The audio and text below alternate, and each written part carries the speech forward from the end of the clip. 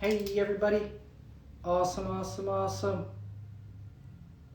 So, IG Live, you're all here. You are all here. Hey Jared. Hey Kaylee. Hey guys. Welcome, welcome, welcome. This is brand new, my first IG Live. Bear with me, there may be some technicality issues, all that, but you know what? It's not about me tonight. It is about you guys, and you are about to learn a boatload tonight, and I'm excited. So, just working on how to get Jared in on this, so bear with me. All right. Are you in? Jared, you in? Hello. There you are. Oh, howdy. I feel like Jason Scott right now, your little sidekick, okay? Yeah, he's away, so I gotta Well, keep it going. Gotta keep I, the filming going. I think he's back now. I think he just got back from England or something like that. Yeah. But yeah, I watch you guys on social all the time, and I think I was texting. Was it you or Jay? I was texting saying I missed the lives. I need another live. Yeah, I So think, yeah. so I don't I'm know. the We're gonna have to I'm the Jason Scott right now. Hey everybody, I'm You Jason are, you Scott. No, are. I'm totally kidding. That's awesome. Well, Yeah. you got a nice background there, my friend. Oh, look at this. Hang on. Look at this. Oh, geez. Yeah, we're on Lake Okanagan. So we moved here in November Cool. 2020. We bought our place. We moved to Kelowna about 7 years ago, and when we moved, we're like, we want to be on the water, Yeah, and we just didn't know where, didn't know the city, and 2 years ago finally bought on the water, and it's just amazing. good for you. Is that on the Yeah. west of Okanagan, or? So right across the lake that's West Kelowna, Oh, okay, okay, and so yeah, we're just below Summerhill and Cedar nice. Creek in Yeah, the lower good in the spot. Mission. Yeah, Good for it's you, man. phenomenal. It's That's phenomenal, awesome. man. A little Phenomenal. nicer than Alberta, maybe. You know, I was born and raised in Edmonton, and I lived there my whole life. And Yeah. I love Edmonton. I go back every once in a while, and I love being there. But I love leaving, and I love coming to the Okanagan. It's like 18 degrees today, and we've been mowing our lawn for a week, 2 weeks now. It's been awesome. Unreal. Yeah. So, was it always a goal of yours to get there? No, man. Uh, funny, I guess funny story. I was working a lot. Like, I'm sure you'll ask me who I am and all that stuff in a second, but Yeah, we'll get going. um, Oh, we got a minute. Oh, yeah, finish yeah. up. I was working a lot in 2014. I was putting in like just crazy, just doing the Alberta grind. Yeah. And I had this business and I didn't know what I was doing, and I just kind of got caught in this business of having to do it all. Mm-hmm. And Krista just decided one day we're moving, and we came skiing at Big White here on March 17th, 2014. Yeah. And we came down from the hill 2000 uh no 2015, March 2015. Yeah. And we came down from the hill from Big White, and it was like 17 degrees. And I got out of my truck, walked into Starbucks, I walked out, and I'm like, we're moving here. And so a week later, we came down, bought a house, and we moved. Good And for you. we knew not one person here. We didn't, like, Krista has an uncle here, but really that's it. Yeah. And so now this is our home base. Cool. Good for you. Yeah, All right. Well, let's get started, eh? I'll do an let's do intro. it. Let's Okay. do it. Cool. Thanks everybody for joining. And as you tag in, that's awesome. This is Jared Hope. Jared Hope is the owner of Tilt Management Group, and him and his wife have a real estate coaching firm, or just Business. Yeah. business. Yeah, business. Side hustle. Side hustle. And with that, you've gotten to the point where you've acquired over 100 plus doors and done over 400 transactions throughout Canada. So, I mean, I think all that speaks for itself. And I would just, why don't you share a little bit about the story where I guess you kind of were, but, where did it start? Where did it Oh start? man, a few corrections. So it's Tilt Property Group, and we have many divisions. One of the divisions is Tilt Property Management, which is a property management division, which is out of Edmonton and Grande Prairie. Okay. And then our JK coaching, we started that because, oh man, there's all kinds of things, but we just kind of got sick and tired of watching people fail at real estate. Yeah. And, like there's all kinds of workshops and people putting on courses and realtors doing stuff. No offense to what you're doing out there, but Yeah. the reality is there's a hidden agenda behind all these events. And people go to these events and sometimes they don't understand the hidden agenda, and then they get tied into it, and then they stop doing homework on Right. what the due diligence is. And that's a lot of pressure for an agent. That's a lot of pressure for a speaker. There's pressure all over the place, but that's also where mistakes live, right? So our story is one kind of like that. I played hockey. Chris is from a small town. Well, you know this. Chris is from Hythe, just outside Grande Prairie, little hamlet called Valhalla. Yep. And speaking of which, I'm watching Vikings right now. Are you watching Vikings? I'm not watching Vikings, but I was gonna say Valhalla has like really good pie. Oh, That's what so I've never had it, but so there's an Unreal show right now called Valhalla, or not Valhalla, Vikings, which we're watching. It's amazing. Anyways, anyone I'll who's take a look. anyone who's watching it. this, there's three. It's on Netflix. It's unbelievable. Okay, cool. Anyway, so Krista was from Grande Prairie, and I played some hockey, and I ended up getting hurt, and Krista's parents are farmers, and they taught her from the book Rich Dad Poor Dad, Robert Kiyosaki. Yep. Anyone who's thinking about getting involved in real estate, that is a main book that everyone has to read.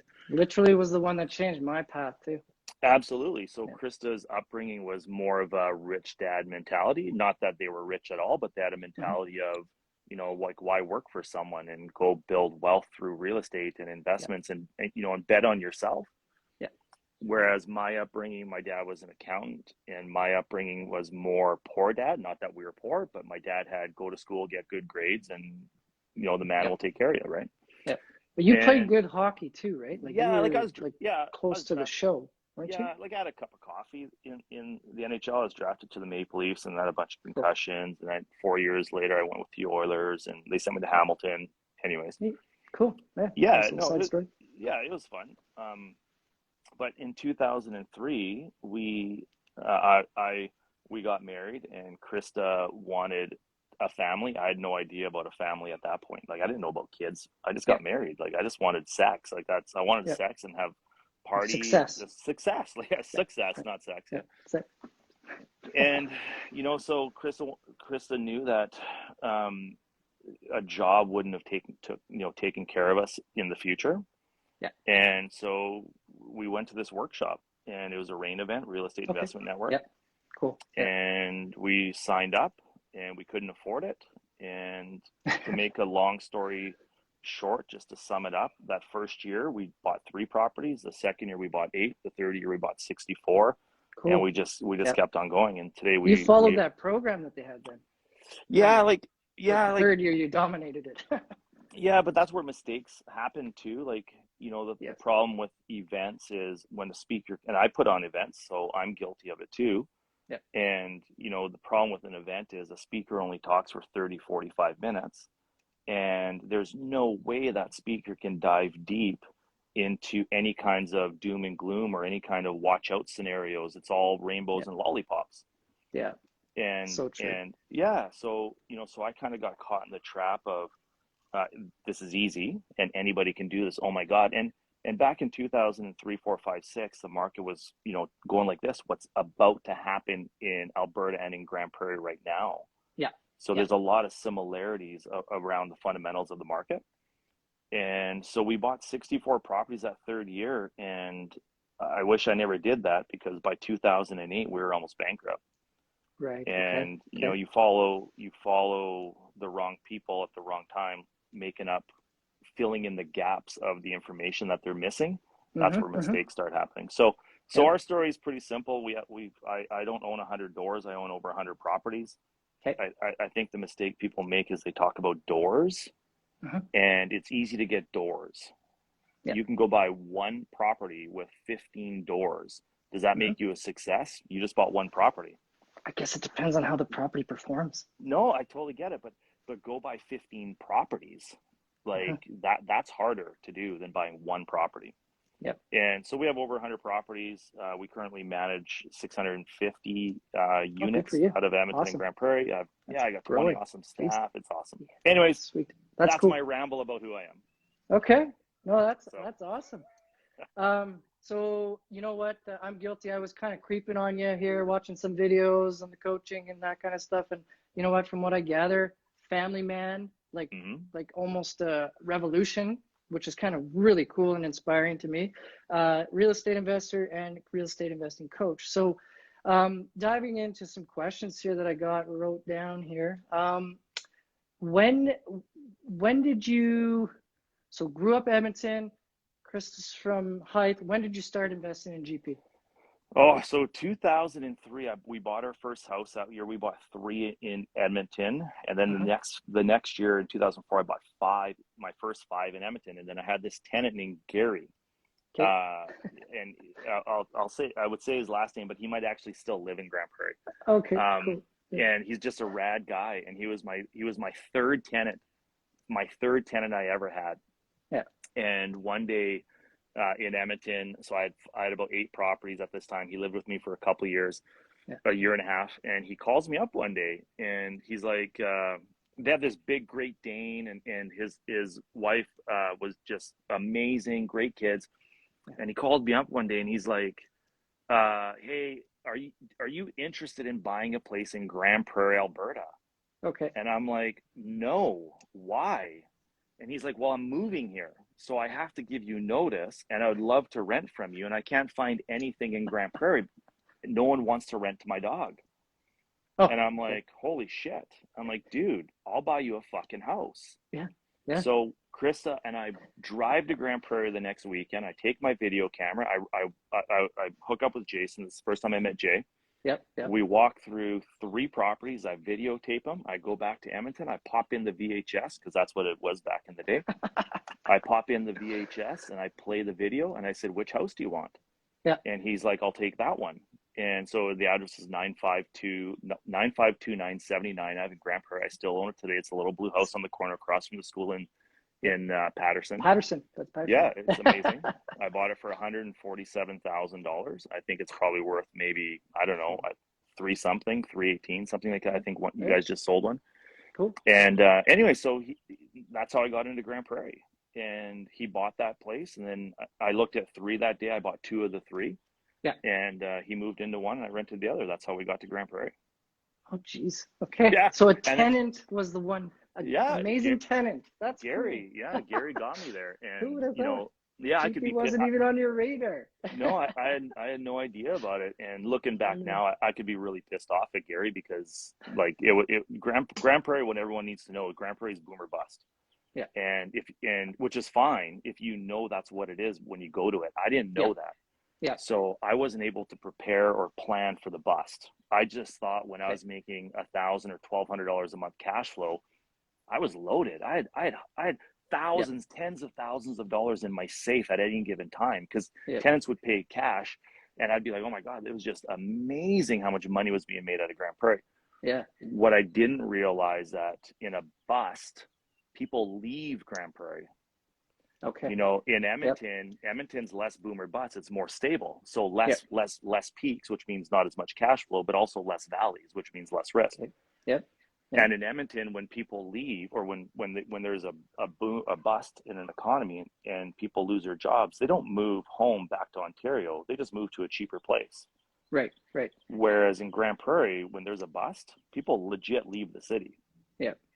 And I wasn't prepared. I didn't have my portfolio prepared well enough to ride out a storm. Mm-hmm. So come 2008, that financial recession, by 2010, we were almost bankrupt. Okay. Yeah, that would. So. Okay.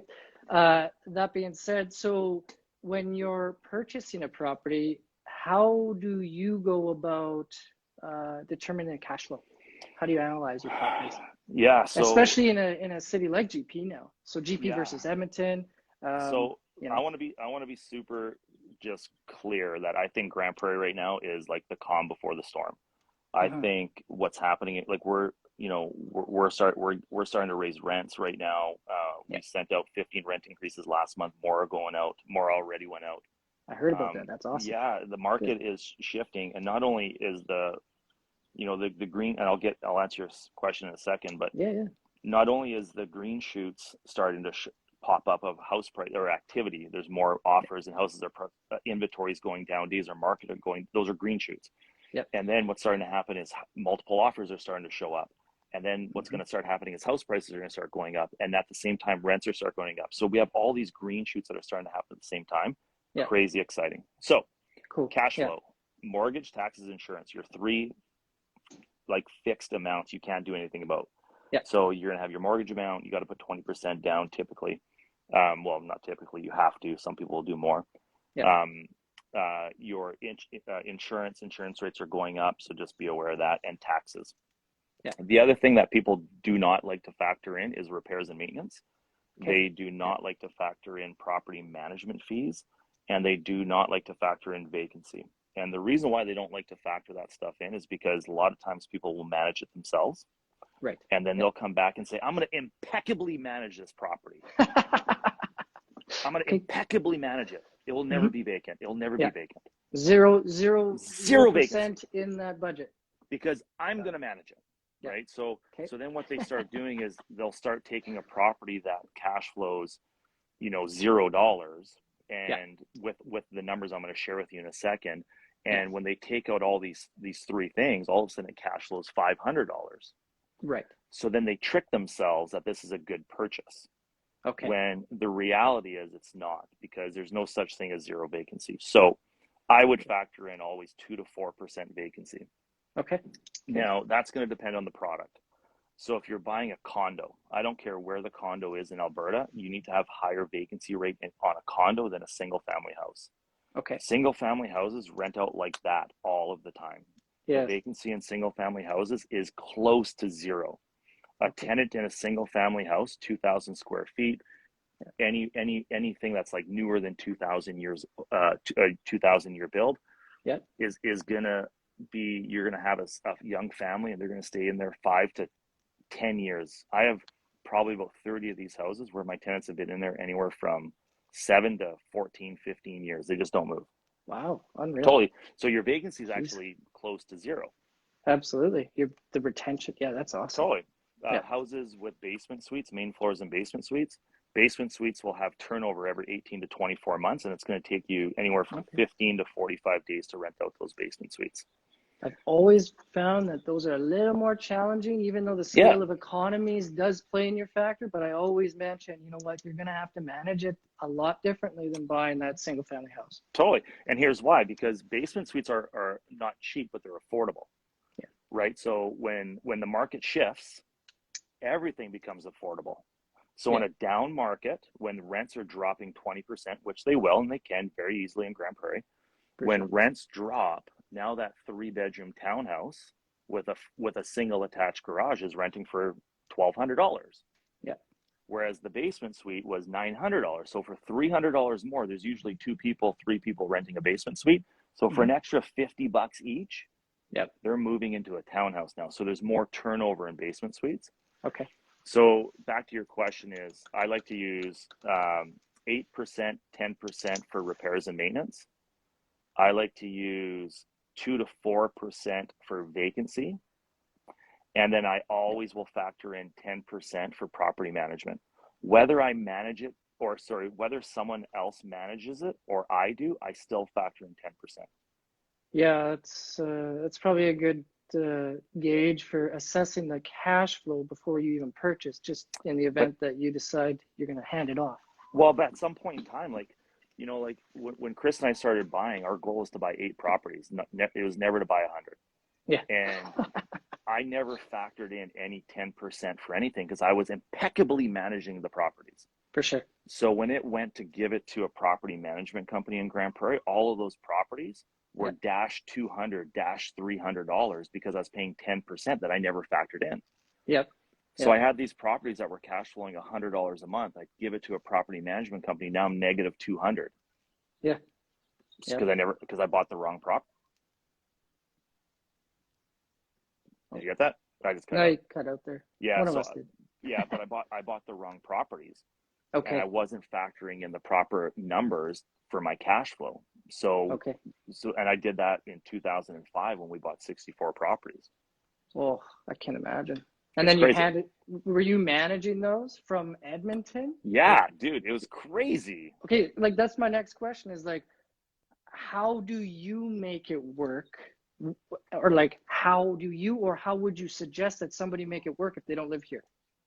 Oh yeah, dude, man, I would hire a management company, like go, like I, I'm very good at what we do, and I would argue that I'm probably one of the best in the country for property management and running the portfolio. And the only reason why I say that is because I own so many properties myself, right? So I have a lot of real-time experience about it with it. Absolutely. Um, I don't think I think if you buy the right property with the right amount of cash flow, you should never have to do the property management. You can always outsource it. Okay. Where people make the mistake is they buy properties that don't cash flow. Yeah. And they're going to and so they have to impeccably manage it. For sure. Yeah. So it actually starts with buying the wrong property. Okay. Right. So you buy the right property, you can always outsource the property management and still cash flow. Absolutely. You might not cash flow $600. You might cash flow $300 because your manager's making $300. But that's totally cool. Let them do that. Absolutely, because and you're not we're only talking cash flow. We're not talking about that powerful mortgage pay down every month. Oh, I was talking to a client the other day. A guy calls me up. He's like, "Oh, I hate real estate. I just want out. I hate it." So he's something that we call an accidental landlord. It's a person that couldn't sell their house 2 years ago. Yep. And so they had no choice but to convert it to a rental. It was an accident. Okay. Yeah. So he calls me up and he's panicking. He's like, "I haven't made a cent on this house in 2 years. This is bullshit. I just want to sell it." And I'm like, I totally get it. Yeah. But how much did your tenants pay down your mortgage last year? And he's like, "What are you talking about?" And he's like, I'm like, "Just look at your mortgage statement." Anyways, they bought it down $9,000. Yeah. So I'm like, yeah, you broke even or maybe lost $1,000, but your mortgage was bought down $9,000. So you're actually up $8,000. Now you're not actually up money in your pocket because you have to sell the house to crystallize the $8,000. Absolutely. But you're still buying down your debt, or sorry, the tenants are buying down your debt, not you. Exactly. Yeah. So real estate is three things. It should be played for three things. One, cash flow. Number one, always, first thing you play for is cash flow. All right. Yeah. Always, if you don't have cash flow, do not buy the property. There's real estate groups teaching people. Yeah, there's real estate groups teaching people in Vancouver and in Ontario right now and in Kelowna to buy for negative cash flow. It's okay if you lose $200-$300 a month because you're going to make so much money on appreciation. So appreciation is very speculative. Yeah, might as well go to the casino, roll the dice. Totally. I'm going to Vegas tomorrow with my son. We're going to go to Vegas. Yeah. And and I every time I go to Vegas, I throw $100 or a couple $100 on red or black. So I might do that. But you're right. It's like betting at the tables. Just pretend when you're putting on black, that's a property in Toronto. Totally, right? Yeah. So there's courses being taught saying don't worry about cash flow because of appreciation. Well, appreciation is actually number 3rd on the list. That's something you can't control. So cash flow you can control. Yeah. Mortgage pay down you get every single month. Yeah. So those are the two things. Those are the two reasons why you buy real estate, for cash flow and mortgage pay down. The third thing is appreciation. Okay. That's the unknown. And as we've seen in Alberta, it's taken about 8 years to see appreciation in Grande Prairie. Okay. Because the market went up and it dropped. 2016, it started coming back, or 2016, we hit a recession. 2008, it dropped. 2012, 13, it starts coming back up. 2016, we hit a recession. 2018, 19, all of a sudden, we start getting some good success in 2019, 20. What happens? Pandemic. Yeah. It was almost rolling, and then totally. We were just starting to raise rents again, and everything was starting to turn. All of a sudden, pandemic hits. Yeah. So it's been about 8 years, an 8-year run in GP with no appreciation, which means if I was buying purely for appreciation with 100 properties, I'd be screwed. True. Over the last 3-4 years, though, it's been since there's no appreciation, and I would say you have more doors here, but the vacancy from what we've had hasn't been all that bad. No. So I would say it was a really good time to keep buying the last 3 to 5 years here. Totally, dude. I think, well, first of all, I don't care about, like, I love appreciation and I want all my Yeah. properties to appreciate. Everyone does. Yeah. But I've been cash flowing this whole time. Yeah. I have mortgages right now that I've owned the houses for 10, 15, 18, 20 years, where I legit owe like $46,000 or $26,000. My mortgage payments are like $189 a month or $329 a month. It's crazy. That's less than the taxes. No, it's unbelievable. But once That's again, cool. it's cash flow and appreciation. That's, or a mortgage pay down. That's why you play the game. Yeah. So back to your comment about, was it a good time to be buying in Grande Prairie? Absolutely, it's been. Yeah. So people can sit there and say, well, I missed the boat. Well, no, you haven't, because Grande Prairie's just started. It's like the engine just started in Grande Prairie. You look at what's happening in Calgary, you look what's happening in Edmonton, and it's finally made its way north into GP. Yeah. Look at oil. Oil's over $100 a barrel. Look at all the natural gas stuff. Look at all the hydrogen shit. Like, it's blowing up. You would not believe how many people in the last 4 months we've been helping find houses in Grande Prairie that have sold out their houses in BC because the appreciation there. They're coming here, paying cash, and living mortgage free. Yeah, in Grande Prairie. Dude, it's well, there's work in GP. Yep.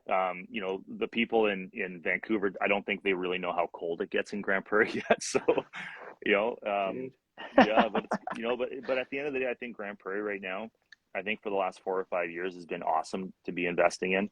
I think right now, I think Grande Prairie is going to go on a big run of a strong cash flow play in Grande Prairie, which will be followed by strong appreciation. Yeah, that's nice. Okay. Well, we're talking about cash flow, talk about mortgage pay down. We really haven't talked about what types of investments you have bought / what, like, investment strategies is what I'm trying to say. Like, what should someone go in and just do everything, or should they, you know, like, what do you advise is the best strategy for real estate? Somebody that's never done it yet.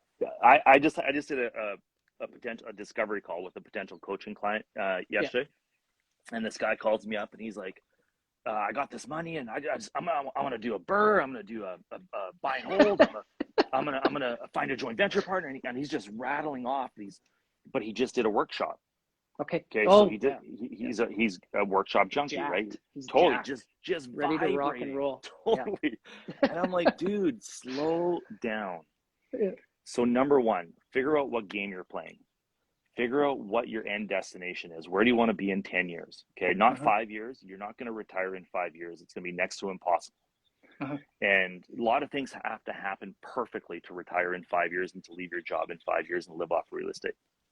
And so have a 10-year window and start planning on where are you going to be 10 years from now? How much cash flow do you need to survive or live a great life? A fuck yeah life is what we call it. Yeah. How much income do you need a month to live a fuck yeah life? So let's say that's $20,000 a month. Yep. Then work backwards from there and say, okay, I'm gonna make $1,000 a month of cash flow. So I need 20 houses. Those 20 houses are going to cost me $500,000 per house. That's $100,000 down payment. I need $2 million to buy 20 properties. Yeah. So that's a very simple concept. No, it's good. It's a foundation, really. Yeah, it's really simple. The mistake people make is they think that if I make $20,000 today, that I can go build a real estate portfolio of $20,000 and leave my job and go live off my real estate now because it's making $20,000. In theory, that's true, but in actual experience and life lessons, that's not true. Yeah. Because if I'm living off 20 grand, and I live off my real estate portfolio, and all of a sudden the market drops 10%, I just took a pay cut. Yeah. Yeah. So because I'm living off my portfolio. So if you need $20,000 to live a great life, I feel that you should have $30,000 in your business to allow you to pull 20 grand out and still keep 10 grand in the account as a what the fuck fund. Yep. Buying power, just staying power, really, right? No, it's not even Yeah. buying power. It's a Yeah. living power, because you Yeah. don't want to have quality of life suffer because the market No. adjusted. Whereas if you stayed at your job, you're still going to get your paycheck every 2 weeks, right? Yeah. Yeah. As far as types of properties, it's each their own. Okay. I own condos, which I don't like. I own townhouses, which I don't like. Okay. And the reason why I don't like them is Yeah. the condo fee. Yeah. The So HOAs and stuff. yeah, Yeah. the condo fees every month, they cover typically a couple utilities, snow removal, lawn care, common area care. Yeah. I own 100 properties that don't have condo fees, and all of my tenants pay the utilities. All of my tenants cut the lawn. All of my tenants do the yard work for the most part. All of my tenants shovel the snow for the most part. Yeah. So by having this condo fee, that's great. I can't Yeah. actually raise my rent to offset the condo fee because the rent's the rent. Yeah. So I find that actually eats away at my cash flow. Okay. The thing that I like, there's three things that I love right now, and I think these three things are gonna be really strong going into the future over the next 5 years. One, suited houses. Yep. I Legally see you suited. always doing them, eh? That's what we specialize in. And Yeah. legally suited houses, main floor, basement suite. Terry Peranich, a realtor out of Remax, taught me a long time ago: two for the price of one. You're gonna get two units for the price of one. Yeah. And when one's vacant, one's rented, you're always covering your bills, worst case scenario. Very true. Yep. So that's the first thing that I'll always be buying. The second thing I absolutely love right now is single family houses with a front attached garage. Okay. Yep. And like I say, 2000 year build or newer, Yep. granite, somewhat renovated, nice, like a great family home, fenced backyard. Yeah. And the reason why I like those is because there's very little tenant turnover. Because they like the home. It's going to be a family. They're going to lay roots there. Their kids go to the local school. Their kids are going to go to the local elementary or junior high. Their kids are going to work in the area. They're going to have friends in the area, and it's really hard to leave friends when they go to move, so they don't move. Yeah. So single family houses will typically rent for $2,400 to $2,800, and that will be pretty steady even in a down market. Okay, that's good to know. The third thing that I'm really liking right now are duplexes, side-by-side duplexes.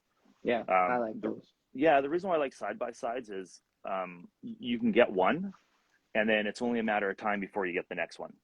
Yeah. Because at some point in time, that guy's going to sell, and you try to acquire both. Yeah. Well, you always introduce yourself as soon as you buy that first one, too, if you can't buy them both at the same time. You want a little trick? You mow his lawn. No. Oh, okay. Buy the one side and put in the worst possible tenant. It's a motivation to sell. Think about it. He's going to hate it, and he's going to be like, I want out. That's strategy right there. Buy it, and then kick that guy out, and then put in two great tenants. Yeah. I'm totally kidding. I've never done that in my life. I just thought of it now. Yeah. So, but those are the three things. Those are the three products that I like. Suited houses are by far the best. Okay. Higher tenant turnover for sure. Yes. But your cash position's a lot stronger. Yeah. So we're talking scale of economies, right? Totally. If you do your numbers right and set enough money aside, it's going to be able to ride out the turnover. Single family houses, your price point is going to be a little bit higher. Your rent's going to be a little bit lower compared to the suited house, but you're going to have longer sustainability with the tenants. And then the duplexes, I just see a huge opportunity for as far as price points for duplexes, where the houses and the suited houses are going to continue to rise, especially as interest rates go up. You're going to see people who want to live in one of the units and rent out the basement. It's called a mortgage helper. Yep. Because interest rates, its cost of houses are going to continue to go up, whereas duplexes are going to be the last thing to go. Okay. Yep. Yeah, I was just talking to somebody about that today. One of the investors, I was like, you know what? You should really consider picking up these duplexes. I see them coming on the market for under $200,000. I'm like, you know what? Now's the time. Pick up 3 or 4 of them right now and just let them ride, and they're going to rent. So the thing with the duplexes, you can go find duplexes in Patterson right now for like 200, under 2. Yep. And they're 3 bedrooms up, undeveloped basement maybe, or even a developed basement.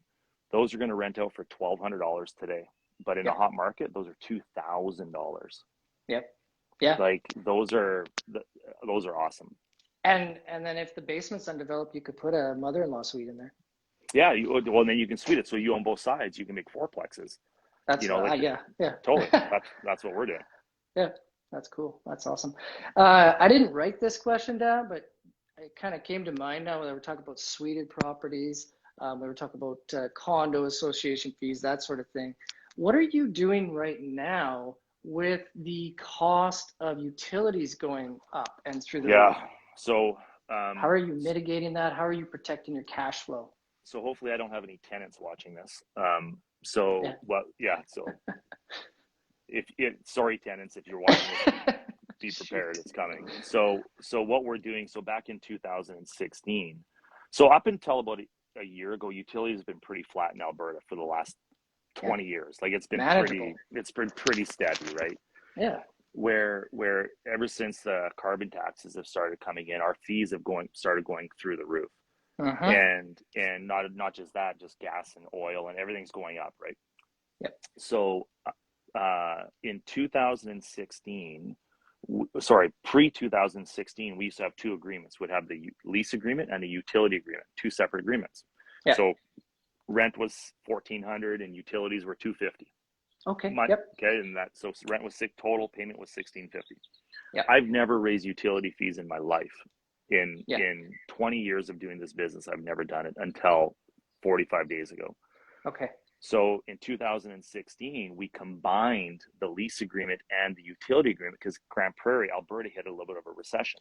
Dude, we needed to do whatever you had to do to make it work. Totally. Right? So we combined it because I wanted more security deposit. So if rent was $1,400, I could only take $1,400 for security deposit. Right. Utilities have been pretty flat up until that point. So we combined the lease and the utilities as one. So now we had one lease agreement, which included utilities. Okay. But now we were able to collect $1,650 deposit. Okay. So we're a little bit more protected, right? Yeah. So that worked out good. And we did that up until about 6 months ago, when utility fees started going through the roof. So now what started happening was I was spending $600, $700, $800 a month on utilities when I was only able to collect $500 a month. Yeah. So as properties are getting re-rented or leases are being renewed, we're now separating the agreements back out. Okay. Yeah. So in Alberta, that's the whole idea. Yeah. In Alberta, you can raise rents once every 365 days. Okay. To a lease agreement. There's nothing that's said in the Tenant Act about utilities. Okay. So now what we're doing is we're $1,400 for rent, $250 for utilities again. Yeah. 3 months later, we reevaluate the property. Yeah. The bills on the property.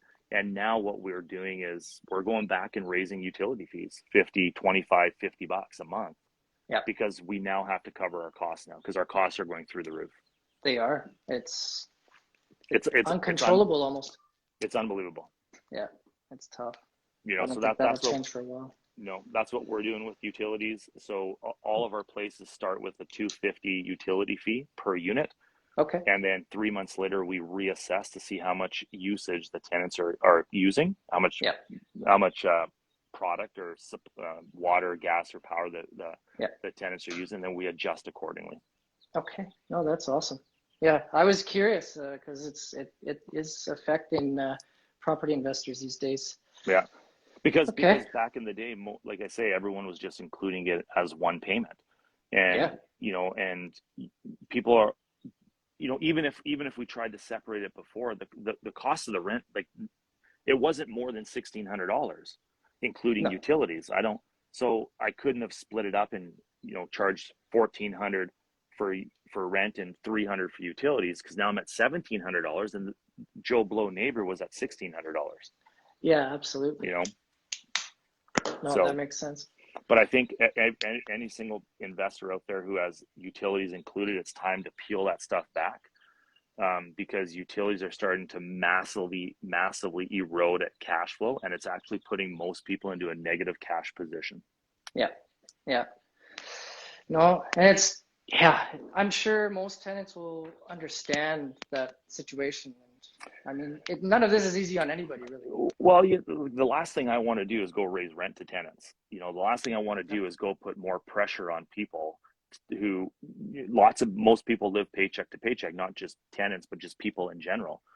And so the last thing I want to do is to go to a tenant and say, hey, listen, guy, like, dude, sorry, but your bills are going up $150. I don't want to do that. No. I have no choice. Yeah. You know, it's like right now, mortgage rates, like I locked in a year and a half ago, I locked in 100 mortgages at 1.52%.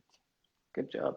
For 5 years. Okay. Good work. Yeah. So yeah, I look like a genius right now. Yeah.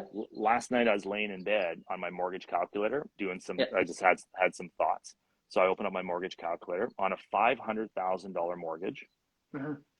If rates are 4%, which that's what a fixed term rate is now. Yeah. If rates are 4% in 3 years when my mortgages come due, all of my payments go up $300 a month. Jeez. Okay. So think about that. So I now am forced to raise rents on my tenants because the government is raising interest rates. Inflation's out of, it's not just the government. There's a lot of factors that are driving inflation rates up. Yeah. So rents are going to go up. I can't have all these houses and let people live at and me lose money. That's not how business works. Well, you won't be able to hang on to that property because then it'll go into foreclosure. Totally. Right? Totally. That's just not how business works. That's not the name of the game. Yeah. Yeah.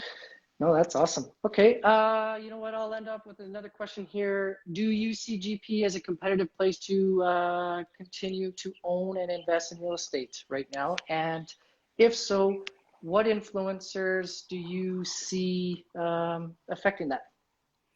Oh man, I think GP is gonna, like I say, I tell everybody this now. I think GP is going to go on a run. I think you look at all the factors that, you know, oil, GP is like the little hub of the north. The hospital, after 25 years, is finally complete. It's there. You know, it's unbelievable. Like I remember when I started buying in GP is like, man, I'm going to say 2008, 9, something like that. They started talking about this hospital. I think they actually dug ground back then. Yeah, I think it was on a different lot too. Yeah. Now it's built somewhere else. I can't believe they just finished that. You know, I think anywhere works. I don't care if it's in Ontario or Kelowna or Edmonton or Grande Prairie. Anything works as long as you buy the right product. Yeah. I think with Grande Prairie, there's a little bit more risk in GP if you're not prepared for it. And I think if you're prepared for it, I think the game's totally different and it's very lucrative. And what I mean by that, how to prepare for it is, you know, if you're buying a place, instead of putting 20% down, maybe put 25, 30% down. You know, houses are, I don't want to say dirt cheap, but they're very affordable in GP. Cash, the rents are getting higher and higher and higher. So your gap of cash flow is going to get bigger and bigger and bigger. You're going to get more and more cash flow. Yeah. The benefit with putting 25, 30% down, it just creates a little bit of it'll reduce your ROI, return on investment, a little bit, but it's going to create a little bit of a buffer in the event that things turn. Okay. Yeah. So if things turn and you put an extra 10% down on $300,000 is $30,000. Yep. You know, if you can't afford that, then put 5% down. But if you put get in the game, totally, like just by putting that extra little money down, you might never need to take advantage of that buffer, but if you ever need to, it's really good to have. Well, and you mentioned the rates, you know, in 5 years, they might just keep creeping up. So that's that buffer again, right? Like I think rates are going to go up another 0.5%. I don't think they're going to go up 2%. Just because inflation's like, they got to control inflation. The government has like a $2 trillion deficit. So if interest rates go to 4%, we're going to cripple the government. It's going to be bad. Oh yeah. So that just ain't going to happen. And, you know, but the government has to watch inflation. So interest rates will rise. But there's ways to layer protect yourself in Grande Prairie that I didn't know about back in the day. Okay. 1, put a little bit more money down. 2, never, ever, ever spend the cash flow. Okay. If you're making $1,000 a month cash flow or $500 a month cash flow, keep it in the bank account. Keep it in that operating account. Keep it in there because at some point in time, you may need it in Grande Prairie. Yeah. You may need it in Edmonton. You may need it in Calgary. You just may need it. For sure. what I tell all my clients is at the end of every year, if you make $1,000 a month cash flow, at the end of that year, you're gonna have 12 grand. Yeah. Take 6 grand out, do whatever you want with it, leave 6 grand in the bank. Yeah. At the end of 5 years, if you have 6 grand in the bank for 5 years, that's $30,000. Instead of leaving it in the bank, do one of two things with it. Number one, go buy another house with it. You top it up and buy another house. Or number two, take that 30 grand and buy down your principal, put it onto your mortgage. Okay. Yep. Because when you go to renew and you put, and say interest rates go up 2%, you put 30 grand down, it brings it back down to the normal payment. Okay. So that's cool. Just watch your cash flow. Good little tip. Yeah, absolutely. Cool. Okay. Yeah. I mean, thanks again for taking the time. This is awesome. This is just a wealth of information. Well, I figure I owe you because I watch you and Jason do your market updates, and that's how I get all my information on what's going on in GP. Like, I don't have access to MLS and all that stuff, but you guys are always sharing stuff, and so after almost 9 times out of 10 after those videos, I'll start texting Jay. I'm like, hey, what about this? What about this? What about this? Yep. And actually, I sent him to go look at a couple fourplexes because I'm like, dude, I think I got to sell some fourplexes. Like, I think it's just time to start exiting. Dude, they're hot right now. Yeah, that's what Jay says. He's actually he messaged me from England. He's like, dude, I got someone interested in one of your fourplexes. Like, what do you want to do? Yeah. So, make it happen. That's awesome. You know what? I was just thinking, I'm just gonna throw it out there. Would you ever consider doing a live event, like come down to GP one day, a little seminar thing, kind of like little rain days or whatever? Well, funny you say that. So I think it's like, I love doing events, and so I have a lady named Amy who runs my coaching business and does some of my sales for Tilt now. Okay. And so to answer your question, it's yes. And good. So we're actually thinking about doing one in June in Edmonton, and it would just make total sense to pop into Grande Prairie and do one. Yeah. Well, you got to come visit your properties too, right? Well, I don't like seeing my properties, to be honest with you. So I have Bobby and I'm trying here. I'm trying Kevin. to get to the GP, man. Look, you're at the lake here. Right? There's got to be a reason, right? No, like family's up there, and June's a good time to come. And mosquitoes will be like the size of my iPhone case, my iPod case. Yeah, exactly. I think it's a great idea. I think it's important for people who want to invest to get, like, I swear a lot. I tell the truth. I don't bullshit. Like, I'll give all kinds of live examples of what I do and how I do it. Yeah. And you could sum that up as authentic. Yeah, no, that's what people want nowadays. I'm real, man. I'm real. The real deal. And most importantly, we want everyone to just have a fuck yeah life. And if real estate is the vehicle to give you that fuck yeah life, I'm all in on it. Yeah. And let's do it. I'll have Amy reach out and she'll plan with you a one day event. And like, I'm gonna say early June. Early June sounds good to me. Weather will be good here. Okay. How can people find you? Man, our website is, I got 2 websites. One is tiltgroup.ca. Okay. Another one is jkcoaching.ca. Okay. That's our real estate coaching business. Cool. And then our handles are, my handle is the Jared Hope, and Tilt Group is another handle, and Jared and Krista is our other handle. On all platforms. All platforms. Okay. Cool. I'll make sure that we link that here in how we post this, and hopefully everybody got some value. Do you hear the geese? No, there's a bunch of ducks down there, or geese down there, chirping away. Anyways, Yeah. That's awesome, man. Thanks again for your time. I appreciate it, dude. No, this was awesome. Anytime, man. I'll do this every week if you want. I love this stuff. Sounds good, man. Have a good night. Man. Good to see you. Ciao. You too. Bye-bye.